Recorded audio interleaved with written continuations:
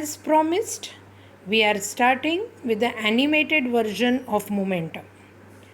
Notes wise, we have seen what momentum is all about. We have seen as to its formula, unit, its practical application, everything we have seen. Now, with very nice animated version which you will be able to relate so well, we will start with our work. Now we are taking few practical examples. As you can see, this is a karate player trying to break the pile of bricks. Right? You can see that another karate player, pile of ice, then a bullet breaking the glass, and how a bowling pins, how they are knocked down by the ball. I am sure these are common examples which you have studied. You have seen all these things in your daily life. You have seen a karate player breaking the pile of bricks or ice, or in movies and all you have seen bullet breaking the glass, and you must have played this game. Now the question must be coming to your mind, how does momentum fit into the picture? Right? So the reason behind all this is momentum. Let us see, suppose you and your friend went to a gaming zone. Right? Earlier you must have been to any gaming zone when this pandemic condition was not there. So imagine at that time you went to the gaming zone, and this happens to be your favorite game over there, bowling. So your friend took a heavy ball and hit it. All the pins were down, it was a strike. You are comparatively thinner than him.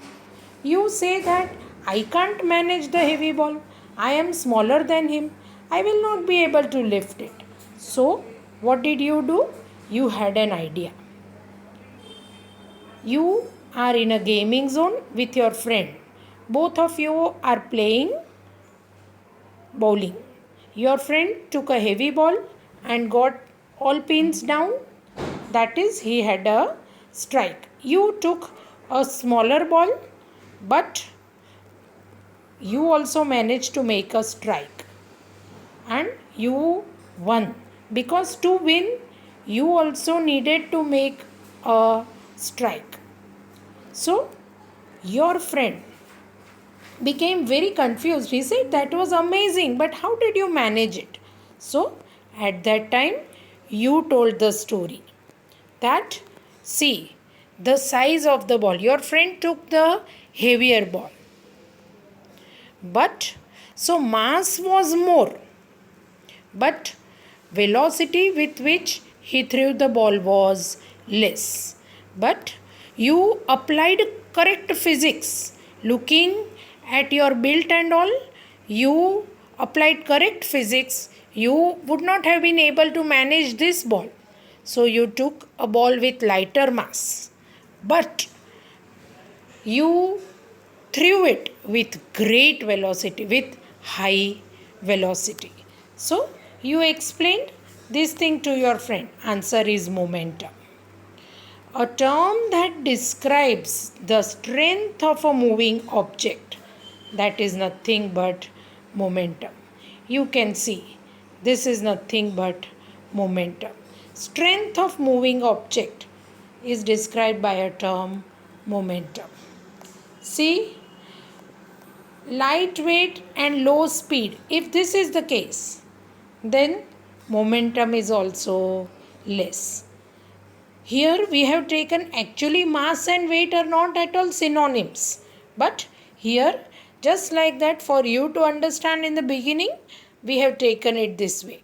So if mass is also less and speed is also less, that is velocity is also less, momentum will automatically be less. Whereas if it is heavy weight. You can see the second ball. It is heavy weight, means more is the mass, and it is moving fast, means velocity is also high. So it will have higher momentum, right? We must know that. Now let us see formula for momentum. So on which two quantities momentum depends on? Then your friend who took a heavy object and he threw it with slow velocity, you took a light object but you threw it with high velocity, and so we understand that mass and velocity are common in these two. So we understand momentum is a product of mass and velocity. With the help of common example, which you will be able to understand very well, we have done what is momentum. Product of mass and velocity is momentum. Symbol of momentum is P, that P is equal to m into V, where SI unit of mass is kg and that of velocity is meter per second, right? So SI unit of momentum is kg meter per second. You don't have to see this or. Only see unit of mass is kg and that of velocity is meter per second. So SI unit of momentum is kg meter per second. Now let us see, we know this much, that it depends on two physical quantities. Sir Isaac Newton did a pioneering work on this. See, velocity requires direction, it is a vector quantity. Mass requires only magnitude, it is a scalar quantity. So, momentum is also a vector quantity because both direction and magnitude means value, and the direction, both are important in determining the direction of momentum. We must understand the direction of momentum is same as that of velocity. Now say a gun is there, bullet has a small mass and it is going with high speed. Gun has got larger mass, right? And it will move in the backward direction with low speed and larger mass. So we have seen these examples in the notes, so I am not going to repeat them, that how a bullet having very less mass, if it is fired from the gun, it can create a dent in the wall. Same bullet thrown with the help of hand, nothing will happen to the wall. So bullet has small mass, but it is thrown with high speed, whereas the gun has larger mass.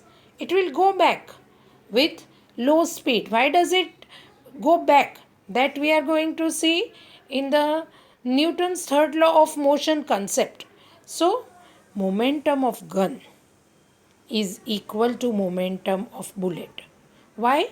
Because here mass is small but speed is high. Here speed is low but mass is high. So m into v of gun, you can say m1 v1, and here for bullet m2 v2, both would be equal. Right? Momentum of gun is equal to momentum of bullet, and this is momentum of gun plus momentum of bullet together will be equal to 0. Momentum of gun bullet system is conserved, and this is nothing but law of conservation of momentum. Its detailed study is to be done later on. So today we have seen what is momentum, And we have also seen statement of Newton's second law of motion. Your homework is to write down the statement of